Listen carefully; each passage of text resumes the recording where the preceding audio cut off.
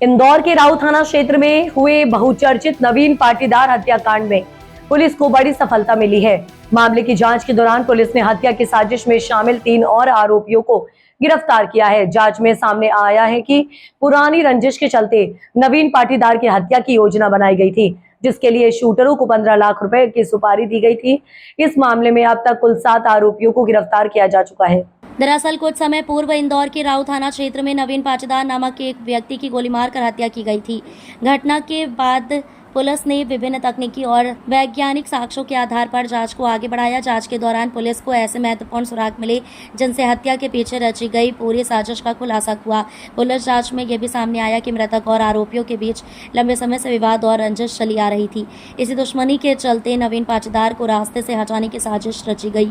मामले में हाल ही में राहुल मराठा, शुभम और राजू को गिरफ्तार किया गया है। इन गिरफ्तारियों के बाद इस हत्याकांड में गिरफ्तार आरोपियों की संख्या 7 हो गई है। पुलिस अब मामले से जुड़े अन्य पहलुओं और संभावित सहयोगियों की भी जांच कर रही है।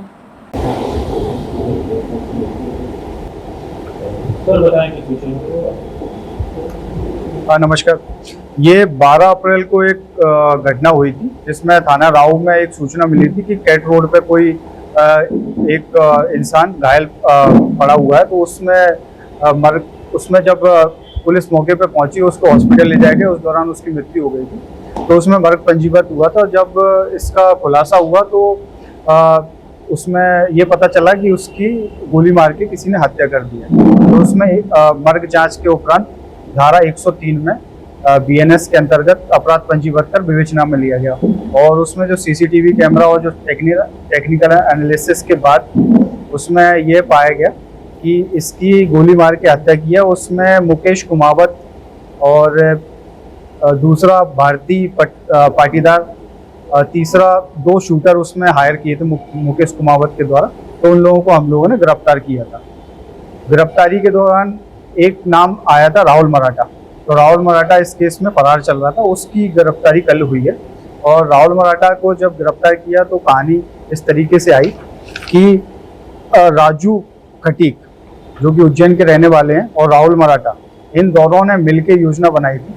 और योजना बनाने के बाद इन्होंने मुकेश कुमावत को इसका पैसा दिया था कि आप नवीन पाटीदार जो मृतक है उसको ख़त्म कर दें। तो इसके लिए 2 शूटर इनने हायर किए थे जिनके नाम अजय धोलपुरिया और श्रीराम बलई। इन दोनों को पहले ही पुलिस ने गिरफ्तार कर लिया है। और इसमें एक आरोपी शुभम और है जिसने राहुल मराठा की मदद की है भागने में और वो को अक्यूज्ड है इस पूरे मामले में। तो अभी टोटल 7 आरोपी इसमें गिरफ्तार हो चुके हैं। हाल ही में कितने आरोपी गिरफ्तार हुए अभी? इसमें टोटल 7 आरोपी हैं। अभी 3 आरोपी गिरफ्तार हुए हैं। 3, एक राहुल मराठा और एक शुभम और एक राजू खटीक अभी गिरफ्तार। मेन क्या रहा था, वजह क्या था? मोटिव ये था इसमें, जो मोटिव पे अगर बात करें तो मोटिव क्लियर हो गया राहुल मराठा के जो इंटेरोगेशन में कि राजू खटीक के भाई का 1.5 साल पहले हत्या हुई थी, जिसकी हत्या नवीन पाटीदार द्वारा की गई थी। और राहुल मराठा के अवैध संबंध थे नवीन पाटीदार की वाइफ से, भारतीय पाटीदार से। तो भारतीय पाटीदार और राहुल मराठा अवैध संबंध होने के वजह से नवीन पाटीदार ने इसकी मुखबिरी की थी, क्योंकि राहुल मराठा पहले से ही कई केसेस में फरार चल रहा है। इस पर 20 पूर्व में अपराध है। तो इस वजह से इन दोनों में रंजिश हो गई थी। तो राहुल मराठा और राजू खटीक ने मिलके मुकेश कुमावत को हायर किया था। तो मोटिव दोनों का क्लियर हो गया, क्योंकि अवैध संबंध थे और उसका भाई का कत्ल हुआ था।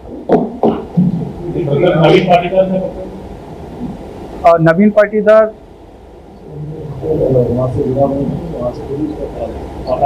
ये सारे ही अपराधी हैं, जितने भी इस कहानी में जितने भी किरदार हैं, ये सारे ही अपराधी हैं। इसमें पहले से 10,000 का इनाम मेरे द्वारा घोषित किया गया।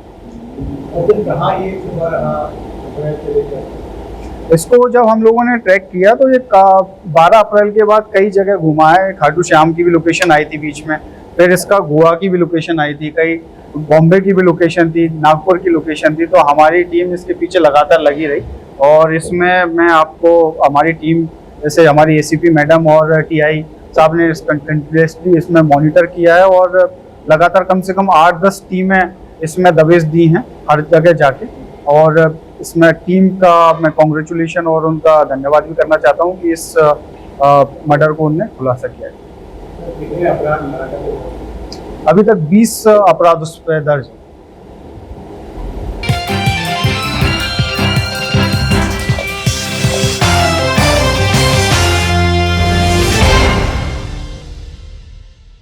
अलीराजपुर में खुदाई वाले सोने का लालच देकर वन रक्षक से ठगी, नकली सोने की बिस्किट थमाकर 2.90 लाख लूटे, महिला समेत 3 गिरफ्तार। अलीराजपुर से एक हैरान कर देने वाला मामला सामने आया है, जहां खुदाई में मिले सोने के लालच में फॉरेस्ट विभाग के एक वन रक्षक को भारी कीमत चुकानी पड़ी है। शादी ठगों ने वन रक्षक को असली बताकर नकली सोने की बिस्किट थमा दिया और उनसे 2,90,000 रुपए ऐंठ लिए। हालांकि शिकायत मिलने के बाद पुलिस ने तेजी से एक्शन लिया और एक महिला समेत 3 आरोपियों को गिरफ्तार कर लिया है। अलीराजपुर वन परिक्षेत्र में तैनात वन रक्षक बापू सिंह शायद ही जानते थे कि एक छोटी सी मुलाकात उनके लिए लाखों का नुकसान लेकर आएगी। दरअसल एक वृक्षारोपण कार्यक्रम के दौरान बापू सिंह का परिचय दीवान नाम के एक युवक से हुआ था। दीवान ने बड़ी ही चालाकी से वन रक्षक को अपने जाल में फंसाया। दीवान ने बापू सिंह को कहानी सुनाई कि उसके दोस्त राकेश को मजदूरी और खुदाई के दौरान सोने के कुछ बिस्किट मिले हैं। उसने बताया कि राकेश को पैसों की सख्त जरूरत है, इसलिए वह इन बिस्किट को सस्ते में बेचना चाहता है। सस्ते सोने के लालच में आकर वन रक्षक बापू सिंह सौदा करने को तैयार हो गए और उन्होंने दीवान की भेजी गई एक महिला को 2,90,000 रुपए की मोटी रकम सौंप दी। पैसे देने के बाद जब बापू सिंह उन बिस्किट को चेक करवाने के लिए सुनार की दुकान पर पहुंचे तो उनके पैरों तले जमीन खिसक गई। सुनार ने बताया कि सारे बिस्किट नकली हैं। ठगे जाने का एहसास होने पर वन रक्षक ने तुरंत पुलिस थाने में पहुंचकर मामला दर्ज करवाया। मामले की गंभीरता को देखते हुए पुलिस अधीक्षक एसपी ने तुरंत एक विशेष टीम का गठन किया। पुलिस ने तत्परता दिखाते हुए झाबुआ और धार जिले के अलग अलग थाना क्षेत्रों में दबिश दी और इस गिरोह के 2 पुरुषों और एक महिला को गिरफ्तार कर लिया। पुलिस ने आरोपियों के कब्जे से 70,000 रुपए नकद भी बरामद कर लिया और अब आगे की पूछताछ जारी है। अलीराजपुर के निवासी हैं बापू सिंह बघेल, जो फॉरेस्ट में पदस्थ हैं। ये अपने यहाँ पर वृक्षारोपण का काम करवा रहे थे, तो उनके यहाँ पर एक व्यक्ति दीवान नाम के काम कर रहे थे। उन्होंने उनसे कहा कि उनके एक मित्र हैं राकेश, जो धार में कोई घर में काम कर रहे थे। उन्हें वहाँ पर सोने के बिस्किट मिले हैं और वो मजबूरी बस बेचना चाहते हैं। इस तारतम्य में उन्होंने अपने उनवा फाटक में लाके राकेश ने उनको डिलीवर्ड किया और 2,90,000 रुपये प्राप्त किए सोने के बिस्किट के नाम पे। बाद में जब बापू ने ये जांच कराई तो ये नकली बिस्किट निकले हुए, तो इसमें हमने 420 का मामला पंजीबद्ध किया हुआ है। और इस दौरान हमने राकेश और राकेश की पत्नी पांगली और उसके सहयोगी एक कालू को हमने गिरफ्तार किया है और उनसे ये जो नकली जाने के बिस्किट्स हैं और वेइंग मशीन और साथ में 70,000 रुपये कैश जब्त किया है। ये बिस्किट जो है, ये नकली बिस्किट है, ये लगभग 500 ग्राम के आसपास के हैं। लागत क्या बताइए? किसकी? कितने लागत का बताया जा रहा है? ये तो नकली बिस्किट है। सर इनसे पहले केस थे इनके ऊपर के आरोप थे? अभी हम इस संबंध में इन्वेस्टिगेशन कर रहे हैं और इनकी जो टेल है उसको भी पकड़ने का प्रयास कर रहे हैं। सर नगद पैसा भी जमा गिरफ्तार है जी, कितना हुआ था? ये 2,90,000 रुपये हमारे फरियादी ने दिया था, जिसमें हमने 70,000 रुपये हमने जब्त कर लिया है और उसको और आगे इसमें हमने बरामदगी का प्रयास कर रहे हैं।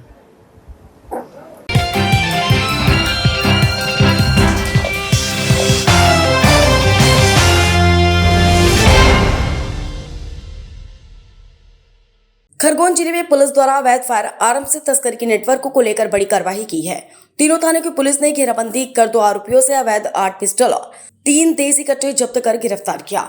आरोपी गुरु नाम उर्फ हैप्पी 10 अपराधों में वांटेड है और इस पर 55,000 रुपए का इनामी है। दोनों आरोपियों पर अन्य राज्यों में भी आर्म्स एक्ट के प्रकरण दर्ज है। पुलिस द्वारा आरोपियों से पूछताछ की जा रही है। पुलिस अधीक्षक खरगोन डॉक्टर रविंद्र वर्मा ने मीडिया के सामने खुलासा करते हुए बताया कि 3 थानों की पुलिस ने अवैध हथियार आर्म्स प्रकरणों में फरार 2 आरोपियों को गिरफ्तार कर कार्रवाई की गई है। पुलिस टीम के द्वारा ग्राम नलवा के पास आरोपियों की घेराबंदी कर पकड़ा गया। पकड़ में आए दोनों व्यक्तियों से उनका नाम पता पूछने पर उसने अपना नाम गुरु नाम उर्फ हैप्पी, पिता रमेश सीकलीगर, उम्र 19 साल, निवासी सिगनूर एवं हरपाल, पिता उत्तम सिंह सीकलीगर, उम्र 25 साल, निवासी सिगनूर का होना बताया। दोनों आरोपियों को न्यायालय में पेश किया गया, जिनका माननीय न्यायालय से पुलिस रिमांड प्राप्त कर अवैध फायर आर्म्स तस्करी के नेटवर्क के संबंध में विस्तृत पूछताछ की जाएगी।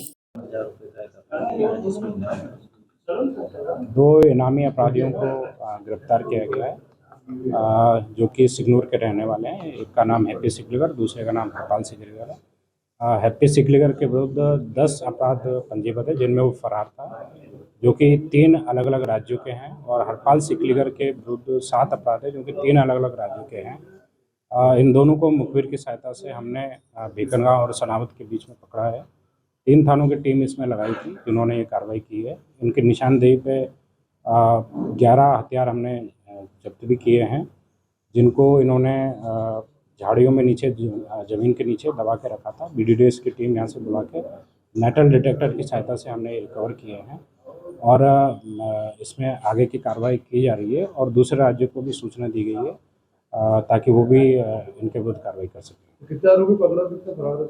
इसमें 2 आरोपी पकड़े गए हैं। ये ऑलरेडी फरार थे, जिनको पकड़ा गया और इनकी निशानदेही पे हथियार जब्त किए गए। सर किन किन राज्यों पर मामला है? इसमें मध्य प्रदेश में इंदौर STF, खरगोन और बड़वानी में है।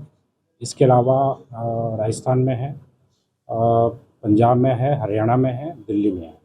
तो 50,000 का इनाम भी था। इसमें जो हैप्पी सिकलीगर है इसके ऊपर 55,000 का इनाम भी रखा गया था, जिसको आज पकड़ा गया है। सर ये मुहिम हमेशा चलती रहेगी जिस तरीके से? जी, विगत दिनों में भी हमने 4 बड़ी कार्रवाइयाँ की, 5वीं हमारी कार्रवाई है 15-20 दिनों के भीतर, और ये कार्रवाई हमारी लगातार जारी रहेगी जब तक कि ये नेटवर्क पूरी तरीके से ध्वस्त न हो जाए।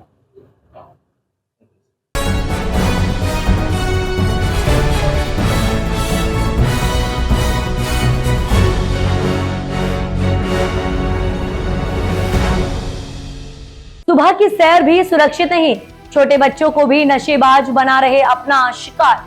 दीपराज पिता देवेंद्र परिहार सुबह 5:15 पर घर से टहलने निकला था।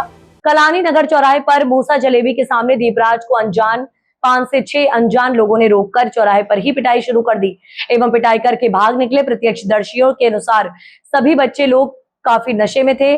दीपराज की माताजी का कहना है, मेरे बेटे को 5 गुंडों ने घेर कर उसे चाकू के नोक पर डराया धमकाया था और मारा था, जिसकी जानकारी मैंने पुलिस थाने पर दी थी, जिसके लिए मैंने आवेदन दिया था, पर पुलिस की तरफ से अभी तक कोई भी कार्रवाई नहीं की गई। न ही पुलिस ने घटनाक्रम का CCTV फुटेज अभी तक निकाला है और न ही हमें उस घटना की कोई जानकारी दी। अगर हमें पुलिस की तरफ से कोई सपोर्ट नहीं मिलता है तो मजबूरन मुझे CM साहब के पास जाना पड़ेगा और इस घटना की जानकारी देना पड़ेगा, क्योंकि ये सारे अपराध हमारे एरिया में और इंदौर में बहुत ज़्यादा बढ़ चुके हैं।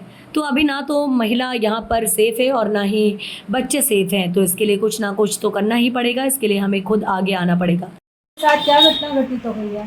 मैडम मेरे बच्चे के साथ एक्चुअली 31 तारीख को मॉर्निंग में वो 5 बजे वॉक के निकला था, 5:15 बजे के समथिंग, और एरोड्रम थाने की तरफ से 2 बाइक में 5 लोग आए हैं जिन्होंने बिना वजह मेरे बच्चे को मारा है और इतना मारा है कि आप देख सकते हैं, उसके फेस पे निशान देख सकते हैं और वो कितने ट्रोमा में आप वो भी देख सकते हैं, है ना। तो मतलब बिना मतलब में उन लोगों ने मारा है। और ये देखिए मैं 3 बार उसी दिन में 3 बार है ना पुलिस स्टेशन गई थी, उसके बावजूद उन्होंने मुझसे मतलब वो लोग मुझे ही समझा रहे हैं कि वो बच्चे छोटे हैं, माइनर हैं, हम लोग उनका है ना FIR नहीं कर सकते, और बहुत मुश्किल से उन्होंने मेरा आवेदन लिया है और उसके बाद में है ना अभी तक कोई कार्रवाई नहीं की है। आप देख सकते हैं आज 2 तारीख हो गई है और उनकी तरफ से कोई कार्रवाई नहीं हुई है। और आप देख सकते हैं, आप अभी आए हुए हैं, मेरा बेटा सुबह से उसने पानी तक नहीं पिया और लास्ट 3 डेज से उसका सेम यही चल रहा है मैडम। तो मुझे यही पूछना है कि अगर फिजिकल चोट ही सारी चीज़ें होती है तो फिर मतलब मुझे लगता है कि किसी को कोई FIR करना ही नहीं चाहिए, क्योंकि बच्चे का मेंटल स्टेट आप देख सकते हैं, वो ना तो कुछ बोल रहा है, ना कहीं आ रहा है, ना जा रहा है। तो मैं तो इस चीज़ से बहुत त्रस्त हो चुकी हूँ। मुझे अभी पुलिस से भी ये चाहिए है कि वो जल्द से जल्द कार्रवाई करे। मेरे बच्चे का जो भी है मुझे पूरे तरीके से है ना उसके लिए न्याय चाहिए, क्योंकि मेरे बच्चे की कोई गलती नहीं थी। अगर मेरे बच्चे की गलती होती तो मैं उसे खुद ही थाने पर लेकर जाती। जानकारी मिली कि बच्चे को मारा किसने है, कौन लोग थे वो? मैडम मैंने अभी तक तो मुझे इस चीज़ की कोई जानकारी नहीं मिली है। आज 3 दिन हो चुके हैं, मैंने पुलिस में आवेदन दिया है। आवेदन भी बहुत मुश्किल से उन्होंने लिया है ना। वो उन्होंने मुझे ये बोला था कि जो मारने वाले बच्चे हैं वो माइनर हैं, तो उनके खिलाफ FIR नहीं हो सकती है, उन्होंने मुझे ये कहा। तो मेरा बच्चा भी माइनर है, उन्होंने मेरे बच्चे को इतना बुरी तरीके से मारा है, तो फिर मैं अब क्या करूँ, आप बताइए उस चीज़ के लिए। मुझे तो ये चाहिए मैडम कि है ना, सबसे पहली बात तो उन्होंने थाने पे मुझे ये कहा है कि वो बच्चे माइनर थे और उनके खिलाफ कोई FIR नहीं हो सकती। तो बच्चा मेरा भी माइनर था, उन्होंने मेरे बच्चे पे इतना, और मैं तो ये कहती हूँ कि अगर वो भैया उन्हें बच्चे को बचाने नहीं आते तो शायद कुछ हो भी सकता था मेरे बच्चे के साथ। तो अगर वो माइनर होकर अपराध कर सकते हैं तो माइनर उन लोगों पे कोई कार्रवाई क्यों नहीं हो सकती? अगर ये चीज़ें मुझे पुलिस वाले क्लियर बोल देते हैं तो मैं फिर ये चीज़ों के लिए सीधा मोहन जी से बात करूंगी, जो हमारे मुख्यमंत्री हैं, तो मैं उनसे ही डायरेक्ट बात करूंगी, क्योंकि मुझे मेरे बेटे के लिए न्याय चाहिए, जो मुझे बिल्कुल ना तो पुलिस वाले मेरे साथ कोई कोऑपरेट कर रहे हैं, ना मेरी बात सुन रहे हैं और ना किसी चीज़ में वो आज अभी तक उन्होंने मेरे बच्चे का जो सीसीटीवी फुटेज का मैंने मांग किया था, उन्होंने वो सीसीटीवी फुटेज भी मुझे नहीं दिया है जिससे मुझे पता चले कि वो लोग कौन है। तो मैडम मुझे ऐसा लगता है कि है ना अभी जो भी कुछ हो रहा है तो ये पुलिस की जो लापरवाही है उस वजह से, क्योंकि ये लोग ऐसे छोटे मोटे केस में कोई भी है ना वो नहीं दिखाते हैं, अपना एफर्ट नहीं लगाते हैं। तो उन लोगों की और वो होती है कि हाँ हम लोगों के लिए हमने आज कुछ, हमें किसी ने कुछ पकड़ा नहीं है, किसी ने कोई कार्रवाई नहीं है, तो आगे चल के वो और ये सारी चीज़ें करते हैं। तो मेरा तो प्रशासन से ये है कि या तो मुझे मेरे बच्चे को न्याय मिले या तो फिर मैं अपने तरीके से कोई भी मतलब मैं डायरेक्टली फिर मुख्यमंत्री जी के पास जाकर इस चीज़ का विवरण उन्हें दूँ। कितने साल का है आपका बच्चा? मेरा बेटा अभी 16 साल का हुआ है मैडम, और अभी तो मतलब 3 दिन से वो इतना ज़्यादा ट्रोमा में है, आप देख सकती हैं। उसको निशान भी है, सारी चीज़ें हैं, उसने खाना पीना मतलब अभी दिन में 4 बज रही है तो वो सोकर भी नहीं उठा है, वो ब्लैंकेट से मुंह तक नहीं निकाला। इवन उसका ये कहना है कि मम्मी मैं इंदौर से चला जाता हूँ। तो सोचिए आप मेरे बच्चे की मेंटल हेल्थ कितनी ख़राब तरीके से वो हुई है कि वो यहाँ रहना ही नहीं चाहता है ऐसे लोगों की वजह से। आपका परिचय? मेरा नाम ऋतु परिहार है, मैं 531 कालानी नगर में रहती हूँ।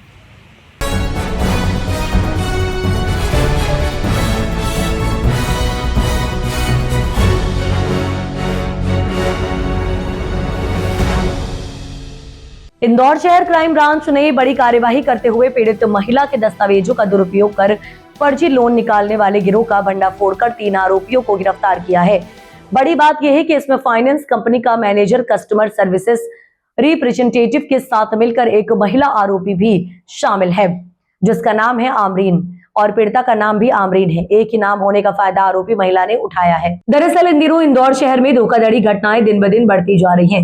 वहीं ताजा मामला इंदौर क्राइम ब्रांच में सामने आया है, जहां फरियादी अमरीन बैग ने पुलिस को बताया कि जुलाई 2025 में वह अपने पति शहाबुद्दीन के साथ वॉशिंग मशीन फाइनेंस करवाने एक दुकान पर गई थी। वहां कर्मचारी द्वारा ऑनलाइन लोन के लिए लॉगिन करने पर लोन रिजेक्ट हो गया।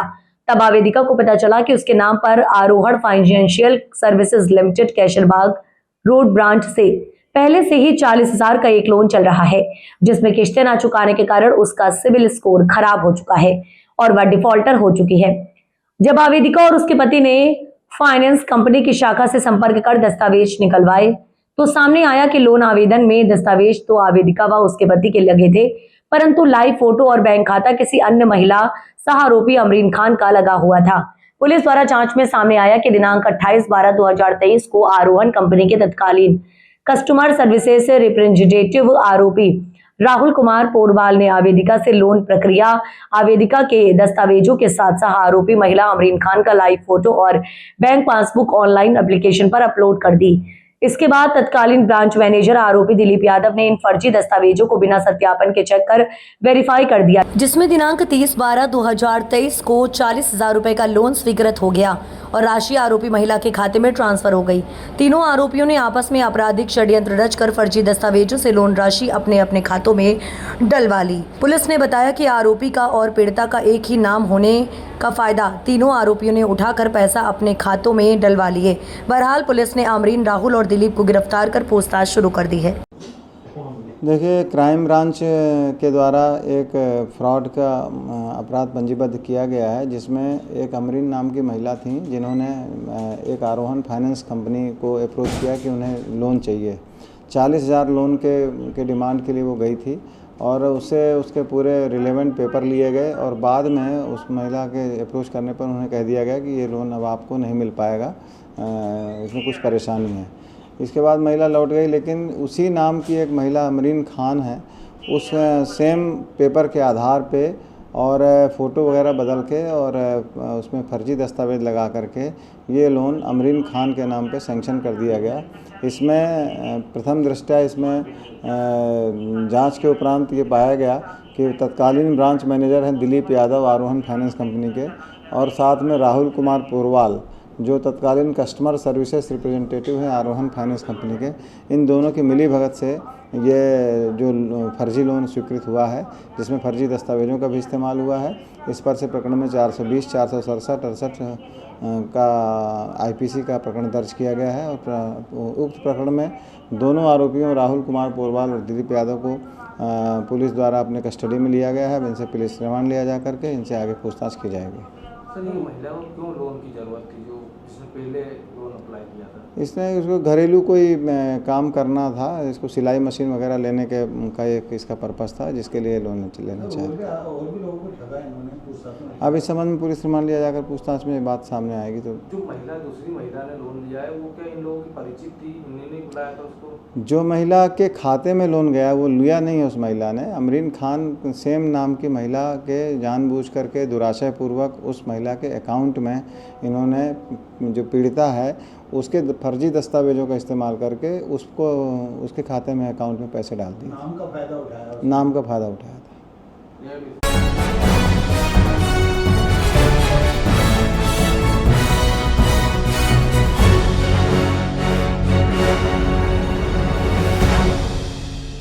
द्वारकापुरी थाना क्षेत्र में की जा रही बैंक ट्रैकिंग एवं सूचना संकलन की कार्यवाही के दौरान एक उपयोगकर्ता से जानकारी प्राप्त हुई कि एक व्यक्ति अवैध मादक पदार्थ गांजा की बड़ी खेप लेकर अहिड़ खेड़ी स्थित दिग्विजय मल्टी क्षेत्र में आने वाला है तथा उक्त गांजा बिक्री हेतु लाया है। सूचना मिलते ही थाना प्रभारी मनीष मिश्र ने सूचना को गंभीरता से लेते हुए तत्काल एक विशेष पुलिस टीम का गठन किया गया।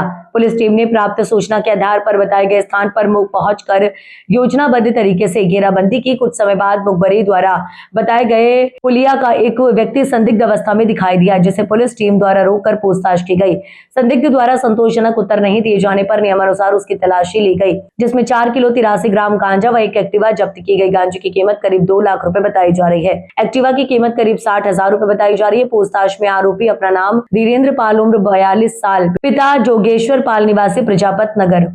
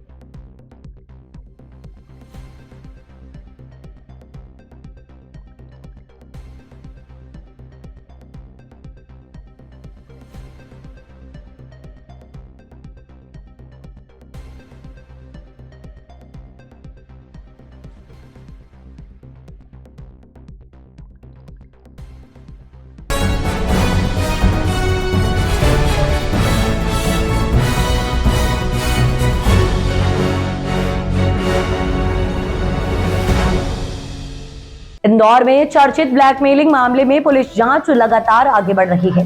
मामले में गिरफ्तार सभी 7 आरोपियों से पूछताछ जारी है। पुलिस का कहना है कि अब जांच का फोकस आरोपियों के मोबाइल फोन और डिजिटल सबूतों की फॉरेंसिक जांच पर है।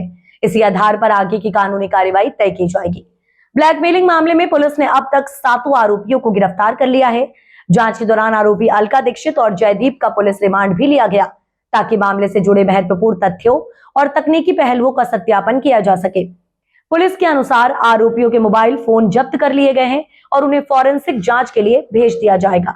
यदि फरार या अन्य आरोपियों से जुड़े मोबाइल और डिजिटल साक्ष्य मिलते हैं तो उन्हें भी जब्त कर जांच में शामिल किया जाएगा। पुलिस जांच में सामने आया है कि आरोपियों ने पहले पीड़ित को 50-50% की साझेदारी का प्रस्ताव दिया था। अब बात नहीं बनी तो कथित रूप से पीड़ित को फोटो और वीडियो सार्वजनिक कर बदनाम करने की धमकी दी गई है।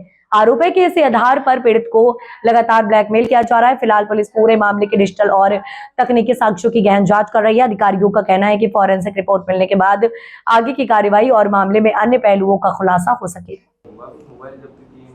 ये ब्लैकमेलिंग के केस में अभी तक प्रकरण में अनुसंधान जारी है और इसमें 2 आरोपियों अलका और जयदीप, इनका पुलिस रिमांड लिया गया था। कुछ क्वेरीज थी इन्वेस्टिगेशन में, कुछ बिंदुओं को वेरिफिकेशन करना था, जिसके लिए इनका पुलिस रिमांड लिया गया था। और अब इसमें फ़िलहाल जो मोबाइल हैं उनको फॉरेंसिक में शीघ्र ही भेजा जाएगा और वहाँ से प्राप्त जानकारी के आधार पर अग्रिम कार्रवाई की जाएगी। जो आरोपी हैं लगभग सभी आरोपियों के मोबाइल जब्त किए गए हैं और कुछ और अभी आरोपियों के मोबाइल यदि मिलते हैं तो उनको भी जब्त करके कार्रवाई की जाएगी।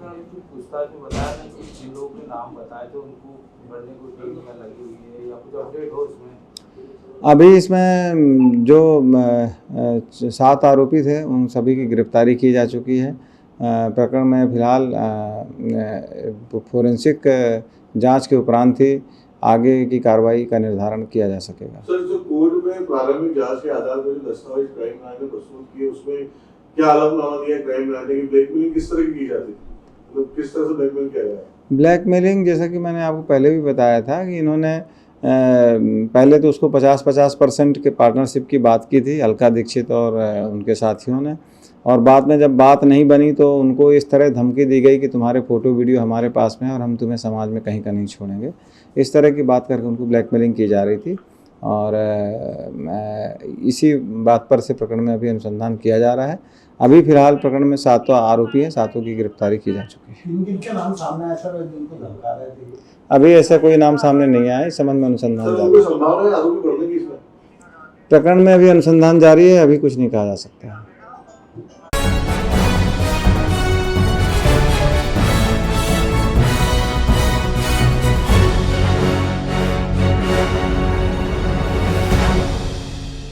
इंदौर के खुडेल थाना क्षेत्र में घरेलू विवाद ने एक महिला की जान ले ली। उज्जैनी गांव स्थित नर्मदा शिप्रा लिंक परियोजना के पास बने एक फार्म हाउस में चौकीदारी करने वाले युवक ने अपनी पत्नी की पीट कर हत्या कर दी। घटना के बाद पुलिस ने आरोपी पति को हिरासत में लेकर हत्या का मामला दर्ज कर लिया है। पुलिस के मुताबिक हाथोद थाना क्षेत्र की कमेद चौकी अंतर्गत उज्जैनी गांव में नर्मदा शिप्रा लिंक के पास एक फार्म हाउस है। यहां उमरिया निवासी राहुल वर्मा अपनी पत्नी सुमन और बच्चों के साथ पिछले 3 महीने से चौकीदारी का काम कर रहा था। परिवार फार्म हाउस से परिसर में बने एक शेड में रह रहा था। बताया जा रहा है कि 2 और 3 तारीख के दरमियानी रात राहुल का अपनी साली को लेकर विवाद हो गया। साली पिछले कई दिनों से वहां रह रही थी। किसी बात से नाराज होकर राहुल ने पहले साली का मोबाइल फोन तोड़ दिया और उसके साथ गाली गलौज और मारपीट की। इस दौरान बीच बचाव करने पहुंची पत्नी सुमन से भी उसका विवाद हो गया। आरोप है कि राहुल ने सुमन के साथ बेरहमी से मारपीट की। उसने लकड़ी से हमला किया, घसीट कर पीटा और घर में रखे छोटे गैस सिलेंडर से भी वार किया। गंभीर चोटों के कारण सुमन की मौके पर की मौत हो गई। घटना की सूचना मिलने पर पुलिस मौके पर पहुंची और जांच शुरू की। पुलिस ने आरोपी राहुल वर्मा को हिरासत में लेकर उसके खिलाफ हत्या का मामला दर्ज कर लिया है। मामले में आगे की कार्रवाई की जा रही है। खुडेल थाना क्षेत्र के कंपेल जो चौकी है वहाँ पे उज्जैनी गांव है जहाँ नर्मदा शिप्रा का लिंक है। उसके पास में एक फार्म हाउस बना हुआ था आसिफ रंगरेज का। वहाँ पे काम करने के लिए वीर सिंह पाली जो उमरिया के रहने वाला राहुल बर्मन और उसकी पत्नी सुमन अपने बच्चों के साथ वहाँ रहते थे। एक शेड में ही वो लोग वहाँ निवास कर रहे थे और चौकीदारी का काम ये पिछले 3 महीने से उस फार्म में कर रहा था। 2 तारीख और 3 तारीख की मध्यरात्रि इसके पत्नी के साथ इसका विवाद हुआ। विवाद की जड़ ये थी कि इसकी साली जो है वो आई हुई थी पिछले 8-10 दिन से और उसके द्वारा किसी से फ़ोन पे बात की गई थी। उसकी नाराज़गी को लेके इसके द्वारा साली का फ़ोन फोड़ दिया, उसके साथ गाली गलौज और मारपीट की। उसी बीच बचाव में इसकी पत्नी से भी इसका विवाद हुआ और जो पत्नी सुमन है उसको इसने काफ़ी लकड़ी से और घसीट के इसको मारा है और साथ में जो छोटा एक गैस सिलेंडर जो घर में था और उससे भी इसको सिर में मारा था। उसकी वजह से उसकी दुखद मृत्यु हो गई थी।